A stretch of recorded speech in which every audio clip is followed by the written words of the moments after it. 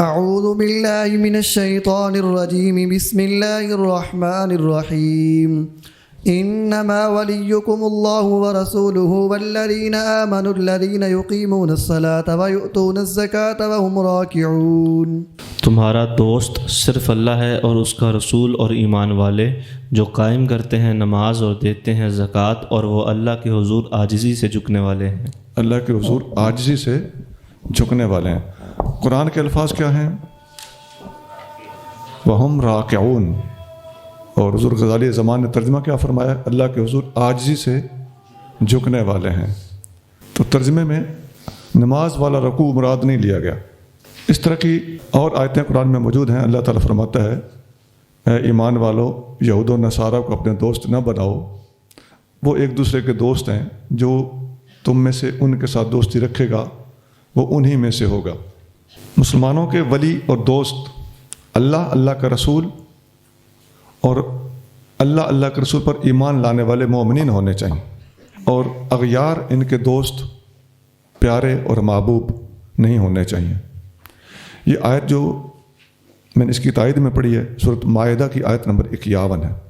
عبد الملک بن ابی سلیمان کہتے ہیں کہ میں نے حضرت سیدنا امام باقر رضی اللہ تعالیٰ عنہ سے پوچھا کہ انما ولیکم اللہ ورسولہ والذین آمنوا، کیا یہ حضرت علی المرتضیٰ کی شان میں نازل ہوئی تھی؟ انہوں نے فرمایا علی من الذین آمنوا، یہ ایمان والوں کے بارے میں، سب کے بارے میں نازل ہوئی تھی، اور علی ایمان والوں میں شامل ہیں۔ ابن ابی حاتم 65-82، ابن جریر 95-22۔ سدی کا بھی یہی قول ہے کہ انما ولیکم اللہ ورسولہ والذین آمنوا، یہی آیت پڑھ کے فرمایا ہم المومنون، اس سے مراد مومن ہے، وعلی منہم، اور علی ان میں شامل ہیں رضی اللہ تعالیٰ عنہ۔ ابن ابی حاتم 65-83، اس سے پہلے والی تھی 65-82، اب ہے 65-83۔ امام شافعی رحمۃ اللہ علیہ فرماتے ہیں کہ ہم نے اپنی کتاب الفضائل میں واضح طور پر لکھ دیا ہے کہ نبی کریم صلی اللہ علیہ وآلہ وسلم نے یمن میں سیدنا علی مرتضیٰ رضی اللہ تعالیٰ کو بھیجا تو ساتھیوں نے ان کے خلاف کثرت سے شکایت کی اور بغض کا اظہار کیا، تو نبی کریم صلی اللہ علیہ وآلہ وسلم نے اپنے ساتھ ان کے خصوصی تعلق اور ان سے محبت کو ظاہر کرنے کا ارادہ فرمایا، اور ان کے ذریعے آپ سے محبت اور دوستی رکھنے کی رغبت دلائی اور عداوت ترک کرانا چاہیے۔ لہذا فرمایا من کنت ولیہ فعلی ولیہ، جس کا میں دوست ہوں اس کا علی بھی دوست ہے۔ مجھ سے محبت ہے تو پھر ان سے بھی کرنی پڑے گی۔ یہ پس منظر ہے، شان ورود ہے، جس کے پیش نظر نبی کریم صلی اللہ علیہ وسلم نے یہ بات ارشاد فرمائی تھی۔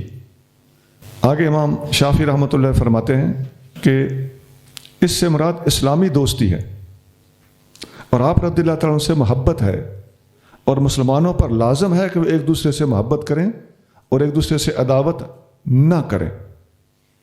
المراد به ولاء الاسلام ومودتہ وعلی المسلمین ان یوالی بعضهم بعضا ولا یعادی بعضهم بعضا۔ اس حدیث میں سیدنا علی مرتضیٰ کی محبت کا جو حکم دیا گیا ہے وہ اسلامی محبت اور مودت مراد ہے، اور تمام مسلمانوں پر لازم ہے کہ ایک دوسرے سے محبت رکھا کریں اور ایک دوسرے سے بغض نہ رکھا کریں۔ تو یہ جو پس منظر میں نے بتایا ہے، اس پس منظر سے گریز غلط مفہوم کی طرف لے جاتا ہے۔ یہ جو میں نے امام شافعی کا قول بتایا، یہ الاعتقاد امام بیہقی کی ہے، اس کے صفحہ نمبر 202-203 ادھر لکھا ہوا الاعتقاد امام شافعی صفحہ 202-203۔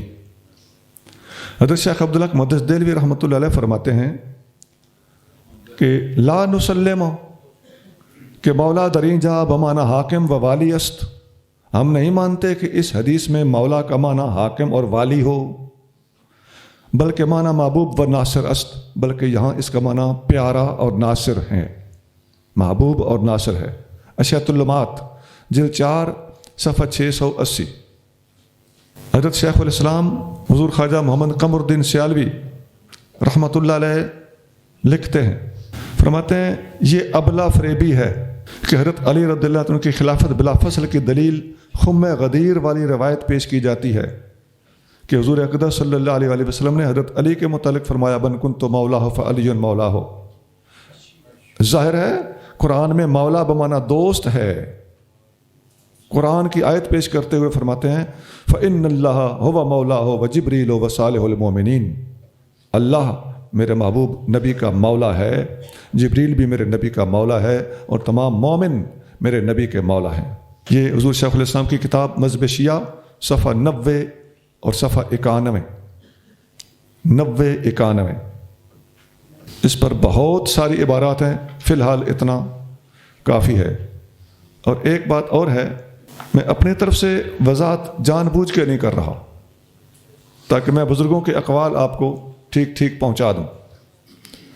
یہ چند اقوال آپ نے سنے، اب تفسیر ضیاء القرآن میرے سامنے ہے، میں اس میں سے پڑھ کے سنانے لگا ہوں۔ ایک طبقے کا سوال اٹھا کر آپ اس کا جواب دیتے ہیں۔ وہ سوال کیا ہے کہ اس آیت سے سیدنا علی المرتضیٰ رضی اللہ تعالیٰ عنہ کی خلافت بلا فصل ثابت کرنے کی کوشش کی جاتی ہے۔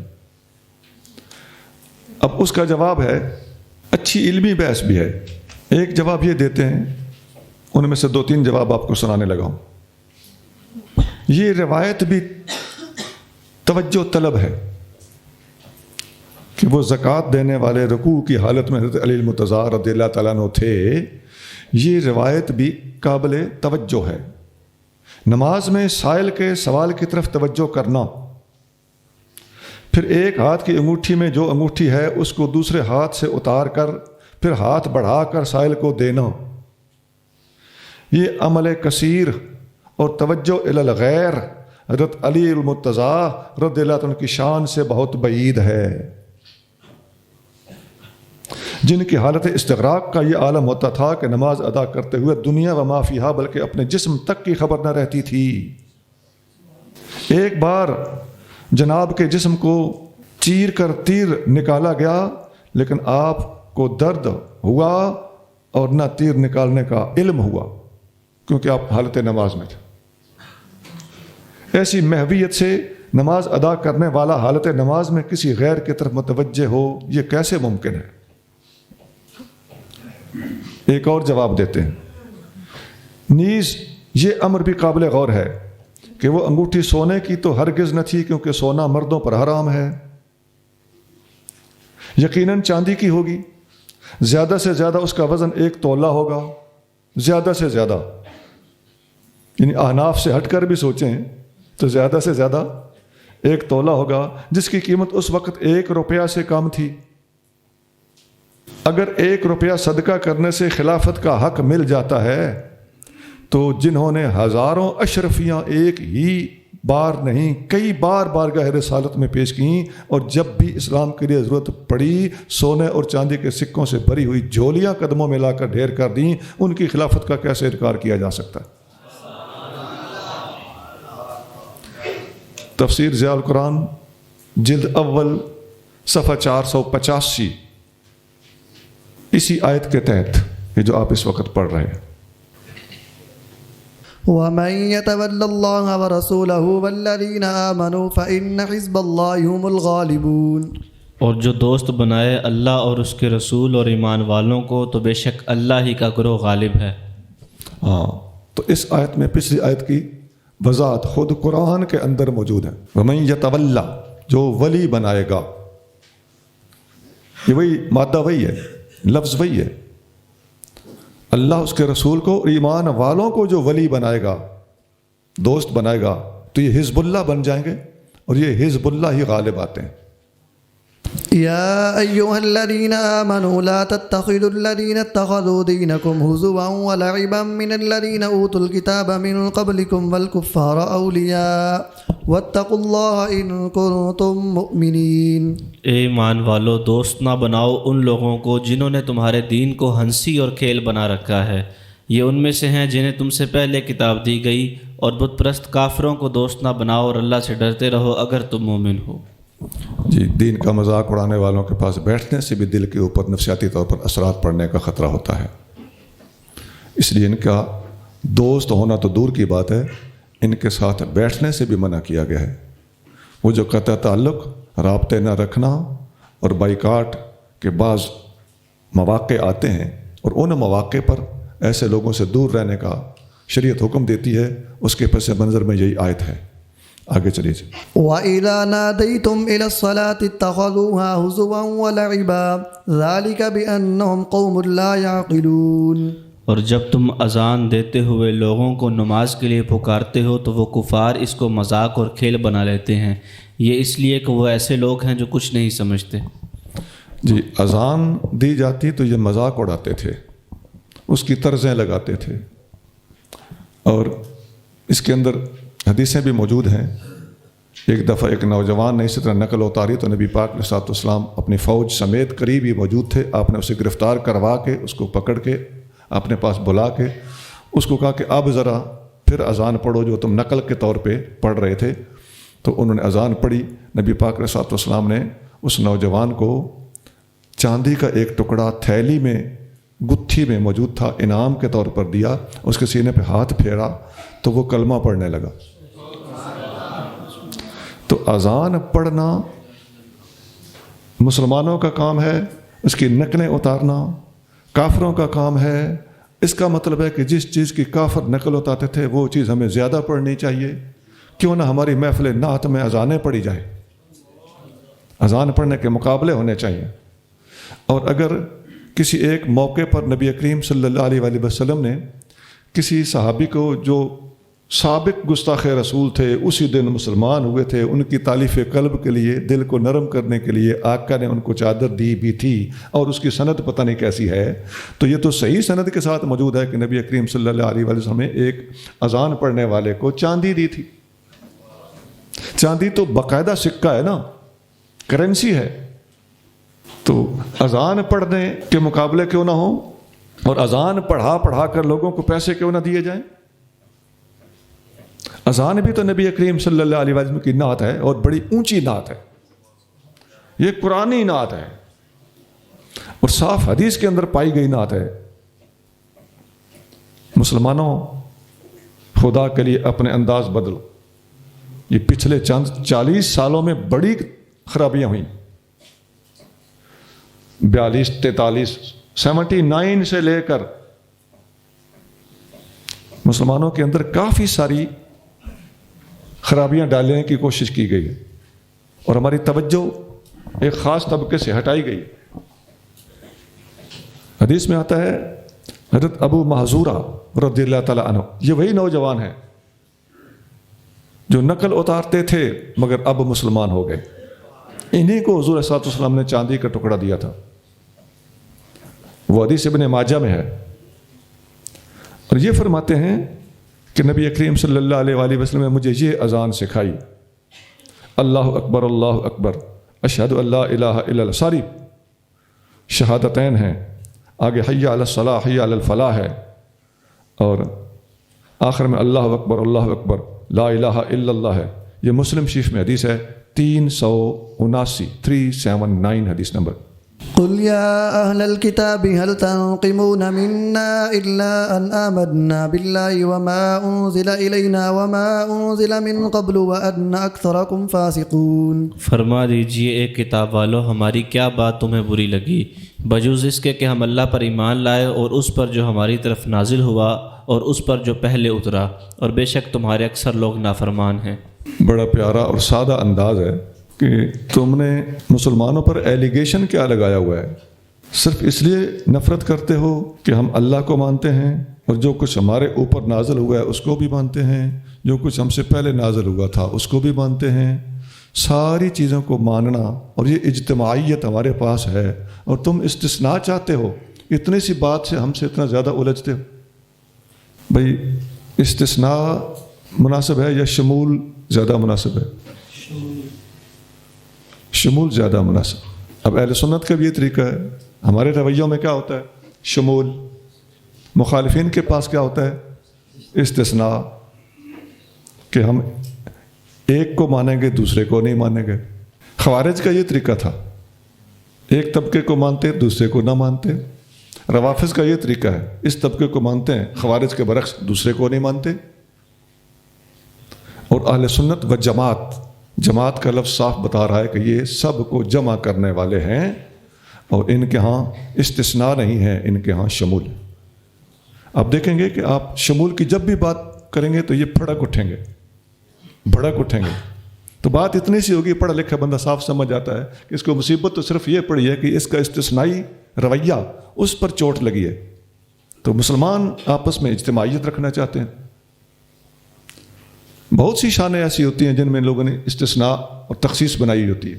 بعض جگہ تخصیص ہوتی بھی ہے، تو وہ ہر جگہ کوئی تخصیص ان اللہ کے پیاروں کی ہے، کوئی تخصیص دوسرے کسی اللہ کے پیارے کی ہے، لیکن جہاں نہیں ہوتی وہاں بھی بنا ڈالتے ہیں۔ اور بعض اوقات تو چیزیں اپنے پاس سے تیار کی ہوتی ہیں اور ان کو تخصیص بنا ڈالتے ہیں۔ تیار کس نے کی؟ جناب نے خود۔ اور بنا کیا ڈالا؟ نہ صرف شان بلکہ خصوصیت۔ قل هل ننبئكم بشر من ذلك مثوبة عند الله من لعنه الله وغضب عليه وجعل منهم القردة والخنازير وعبد الطاغوت أولئك شر مكانا وأضل عن سواء السبيل۔ انہیں فرما دیجئے خلاف واقع جسے تم نے برا سمجھا، کیا میں تمہیں بتا دوں کہ در حقیقت اللہ کے نزدیک سزا میں اس سے برا کون ہے؟ برے وہ لوگ ہیں جن پر اللہ نے لعنت کی اور ان پر غضب کیا، اور بعض کو ان میں سے بندر اور بعض کو سور بنایا، اور جنہوں نے شیطان کی عبادت کی وہی لوگ ہیں جن کا ٹھکانہ بدترین ہے، اور وہ سیدھی راہ سے بہت زیادہ بہکے ہوئے ہیں۔ جن پر اللہ کا غضب اور لعنت ہوئی اور انہیں اللہ تعالیٰ نے بندر اور خنازیر بنایا اور وہ شیطان کی پوجا کرتے تھے، یہ تمام اجزاء ایک ایک کر کے قابل غور ہیں۔ اللہ کی لعنت بھی ان پر ہوئی، اللہ کا غضب بھی ان پر ہوا، اور یہ بندر بھی بنے اور خنزیر بھی بنے۔ پہلے کیا تھے؟ انسان سے مسخ ہو کر یہ بندر یا خنزیر بنائے گئے۔ اس کا مطلب ہے کہ انسان بندر سے انسان یا خنزیر سے انسان نہیں بنا، بلکہ یہ انسان سے بندر اور خنزیر وقتی طور پہ مسخ کر کے ہوئے تھے اور بنے تھے۔ اور حدیث شریف میں آتا ہے، نبی کریم صلی اللہ علیہ وآلہ وسلم نے فرمایا ان اللہ لم یجعل لمسخ نسلا ولا عقبا، اللہ تعالیٰ نے مسخ شدہ نسلوں اور لوگوں کی آگے خاندان اور نسلیں اور اولادیں نہیں چلائیں۔ یہ لوگ ادھر ہی رہ گئے، اور جو مسخ ہوئے جتنی عمر پائی وہ ایک الگ بات ہے، لیکن وہ لوگ بہرحال اپنی حد تک ہی رہ کر مر گئے، آگے ان کی نسلیں نہیں چلیں۔ مسلم شریف 2663۔ اب نسخ میں اور مسخ میں جو فرق ہے وہ ہم نے پہلے بتایا تھا، وہ کونو قردۃ والی آیت کے تحت، اور یہاں یہ بات بھی واضح ہو گئی کہ ان کی نسلیں بھی آگے نہیں چلیں۔ لہذا انسان کسی بندر یا خنزیر سے پروموٹ ہو کے انسان نہیں بنا، بلکہ وہ تو ایک وقتی چیز تھی جو بطور سزا ان پر نافذ کی گئی تھی، اور ان کی نسلیں ادھر ہی رہ گئی تھیں اور ختم ہو گئی تھیں۔ وَإِذَا جَاءُوكُمْ قَالُوا آمَنَّا وَقَدْ دَخَلُوا بِالْكُفْرِ وَهُمْ قَدْ خَرَجُوا بِهِ وَاللَّهُ أَعْلَمُ بِمَا كَانُوا يَكْتُمُونَ۔ جب وہ منافقین تمہارے پاس آتے ہیں تو کہتے ہیں ہم ایمان لائے، حالانکہ وہ تمہارے پاس کفر کے ساتھ داخل ہوئے اور کفر ہی کے ساتھ نکلے، اور اللہ خوب جانتا ہے جسے وہ چھپاتے تھے۔ منافقین کا یہ ایک مسلم اور پرانا طریقہ ہے کہ آگے کہنا کہ ہم ایمان والے ہیں، حالانکہ یہ سب کو جھوٹ بول رہے ہوتے تھے۔ آگے چلیے۔ وَتَرَى كَثِيرًا مِّنْهُمْ يُسَارِعُونَ فِي الْإِثْمِ وَالْعُدْوَانِ وَأَكْلِهِمُ السُّحْتَ لَبِئْسَ مَا كَانُوا يَعْمَلُونَ۔ اور آپ ان میں بکثرت ایسے لوگوں کو دیکھیں گے جو گناہ اور سرکشی اور حرام خوری میں تیزی سے دوڑتے ہیں، بے شک وہ بہت ہی برے کام کرتے رہے ہیں۔ ان لوگوں کی 3 کرتوت، اسم، گناہ، عدوان، سرکشی، اور عقل السحت، حرام خوری، یہ اس آیت میں گنائے گئے ہیں، اور اس طرح کی آیتیں پہلے گزر چکی ہیں۔ آگے چلیے۔ لولا ينهاهم الربانيون والأحبار عن قولهم الإثم وأكلهم السحت لبئس ما كانوا يصنعون۔ انہیں کیوں نہیں روکتے ان کے درویش اور پادری گناہ کی بات کہنے اور حرام خوری سے، بے شک وہ بہت برے کاموں میں لگے ہوئے ہیں۔ تو ان کے علماء کو، احبار کو اور ان کے درویشوں کو چاہیے تھا کہ انہیں اس برائی سے روکتے۔ تو دوسروں کو برائی سے نہ روکنا بذات خود ایک بہت بڑی برائی ہے۔ اس امت پر یہ فرض کیا گیا ہے کہ وَلْتَكُن مِّنكُمْ أُمَّةٌ يَدْعُونَ إِلَى الْخَيْرِ يَأْمُرُونَ بِالْمَعْرُوفِ وَيَنْهَوْنَ عَنِ الْمُنكَرِ، اس امت پر واجب ہے کہ اسلام کی طرف دعوت دے، نیکی کا حکم دے اور برائی سے روکے۔ آگے چلیں، کچھ حدیثیں اس موضوع پر آگے آ رہی ہیں۔ وقالت اليهود يد الله مغلولة غلت أيديهم ولعنوا بما قالوا بل يداه مبسوطتان ينفق كيف يشاء وليزيدن كثيرا منهم ما أنزل إليك من ربك طغيانا وكفرا وألقينا بينهم العداوة والبغضاء إلى يوم القيامة كلما أوقدوا نارا للحرب أطفأها الله ويسعون في الأرض فسادا والله لا يحب المفسدين۔ اور یہودیوں نے کہا اللہ کا ہاتھ بندھا ہوا ہے، ان کے ہاتھ بندھ جائیں، اور ان کے اس کہنے کی وجہ سے ان پر لعنت کی گئی، بلکہ اس کے دونوں ہاتھ کھلے ہوئے ہیں، خرچ کرتا ہے جس طرح چاہے، اور جو آپ پر آپ کے رب کی طرف سے اترا وہ ان میں سے اکثر کو سرکشی اور کفر میں ضرور بڑھا دے گا۔ اور ہم نے ان کے درمیان دشمنی اور بغض ڈال دیا قیامت کے دن تک، جب بھی وہ لڑائی کی آگ بھڑکاتے ہیں اللہ اسے بجھا دیتا ہے، اور وہ زمین میں فساد پھیلانے کے لیے دوڑتے پھرتے ہیں، اور اللہ فساد کرنے والوں کو پسند نہیں فرماتا۔ یہودیوں نے کہا کہ اللہ کا ہاتھ بندھا ہوا ہے، جواباً اللہ تعالیٰ فرما رہا ہے کہ ان کے ہاتھ بندھ جائیں۔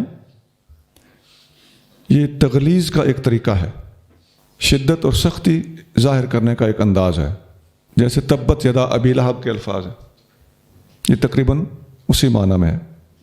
وَلُعِنُوا بِمَا قَالُوا، یہ جو انہوں نے یہ بات کی ہے کہ اللہ کا ہاتھ بندھا ہوا ہے، تو اس کی وجہ سے ان پر لعنت ہے، لعنت کی گئی ہے۔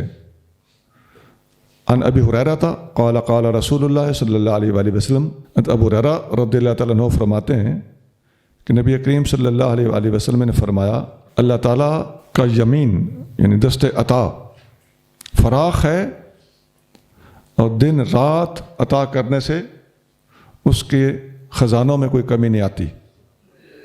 یہاں حضرت امام ترمذی نقل کرتے ہیں کہ یہ جو حدیث ہے حضور صلی اللہ علیہ وسلم کا یہ فرمان کہ اللہ کا ہاتھ وسیع ہے تو دن رات خرچ کرتا ہے تو خزانوں میں کمی نہیں آتی، یہ حدیث اس آیت کی تفسیر میں ارشاد فرمائی گئی ہے۔ وقالت الیہود ید اللہ مغلولۃ، یہ جو ابھی ہم نے آیت پڑھی، یہ حدیث ترمذی شریف میں ہے 3045 3045۔ آگے فرمایا بل یداہ مبسوطتان، بلکہ اللہ تعالیٰ کے ہاتھ وسیع ہیں اور عطا کے لیے ہر وقت اس کی شان کے لائق کھلے ہیں، جیسے چاہتا ہے خرچ کرتا ہے۔